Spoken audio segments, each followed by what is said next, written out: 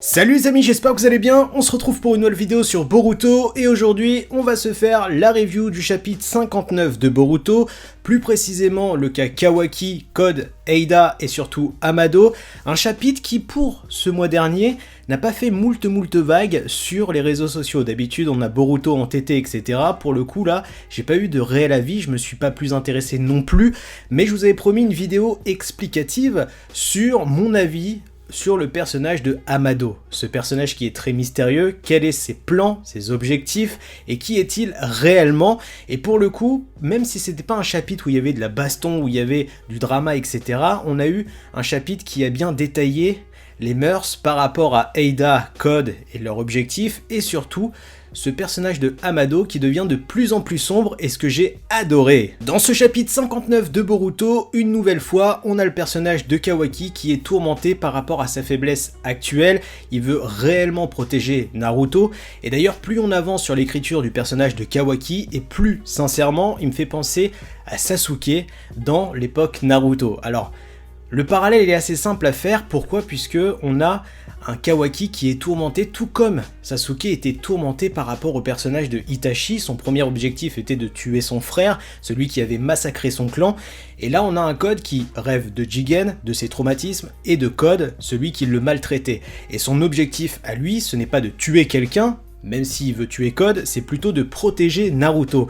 Et là où j'ai adoré ce chapitre, c'est que Kawaki va faire un choix, je pense, tout comme Sasuke, c'est-à-dire aller à la facilité pour obtenir un pouvoir assez monstrueux. On a eu un Sasuke qui avait pris la décision de partir avec Orochimaru et de cultiver sa marque maudite, et là on a un Kawaki qui pourrait potentiellement réobtenir un Kama. Donc pour moi, avec ce chapitre 59 de Boruto, on se rapproche de plus en plus de l'écriture de Sasuke pour le personnage de Kawaki, mais en mode à l'envers, c'est-à-dire qu'on a eu un Sasuke qui a connu ce que c'était une famille, qui a perdu sa famille, et on a un Kawaki qui certes avait un père, mais qui a été vendu, et qui a été maltraité toute son enfance, et récupéré par Naruto, qui considère comme son père, Himawari et Boruto comme sa famille.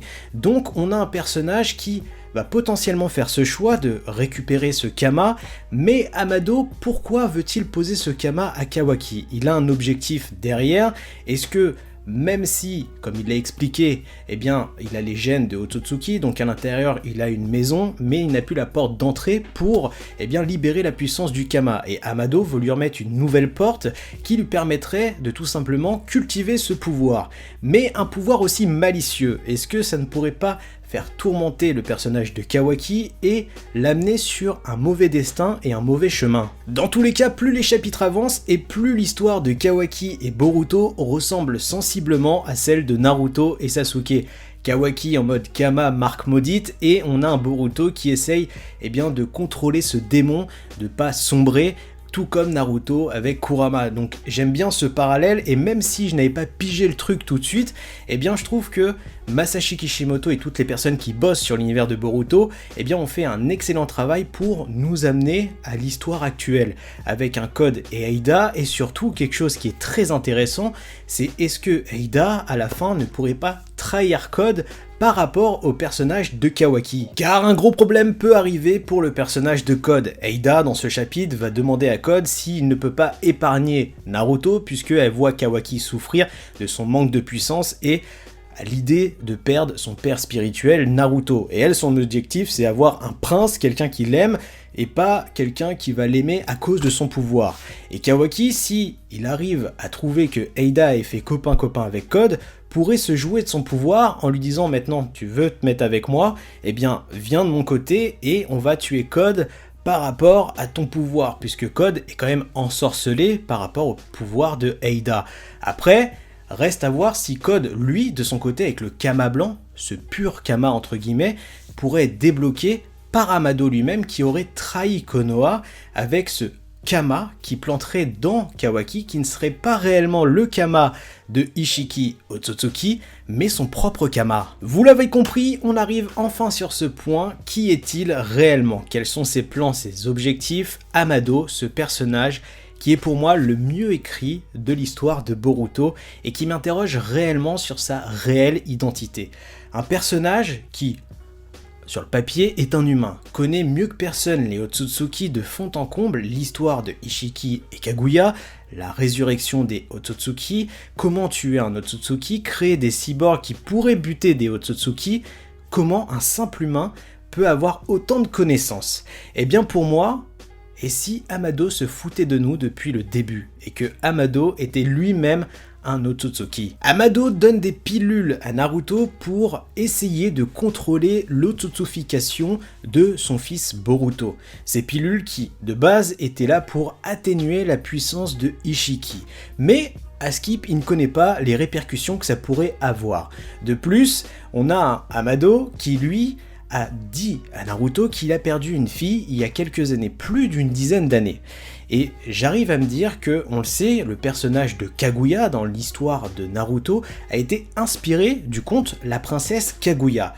Et on le sait, dans ce conte, pour ceux qui l'ont lu, eh bien la princesse, à un moment, va être confrontée à ses propres parents qui viennent tout simplement la rechercher sur Terre. Et ça, vous le savez, si vous regardez plusieurs influenceurs, youtubeurs ou même des comptes, des pages officielles Boruto ou non officielles sur des théories sur quel est l'objectif de Amado, ça serait de ramener sa fille et potentiellement sur le papier ça se tient puisque un père qui perd un enfant, eh bien même dans Full Metal Alchemist ou même dans d'autres œuvres, va tout faire pour tout simplement récupérer sa fille ou ses parents défunts.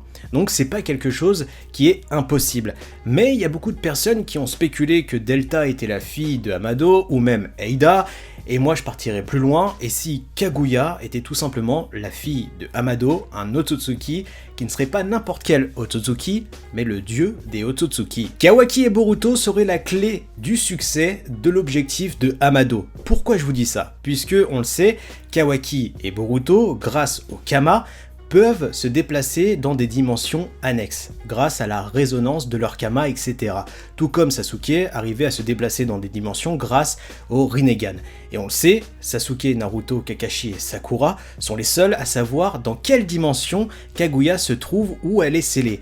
Et on sait que Kawaki a un lien très fort avec Naruto, tout comme Boruto qui est son propre fils, et on pourrait se mettre à l'idée que Amado cultiverait l'idée à Naruto et Sasuke que déceler Kaguya serait quelque chose d'intéressant pour combattre la menace des Otsutsuki, elle qui a fui son peuple il y a maintenant quelques siècles, pour tout simplement échapper à son préjudice. Et vous le savez, tout comme vous, j'adore le personnage de Naruto, ce personnage qui essaye de tirer le meilleur même de ses pires ennemis, qui a fait quand même pas mal de rédemption sur Zabuza, Nagato, Obito, etc.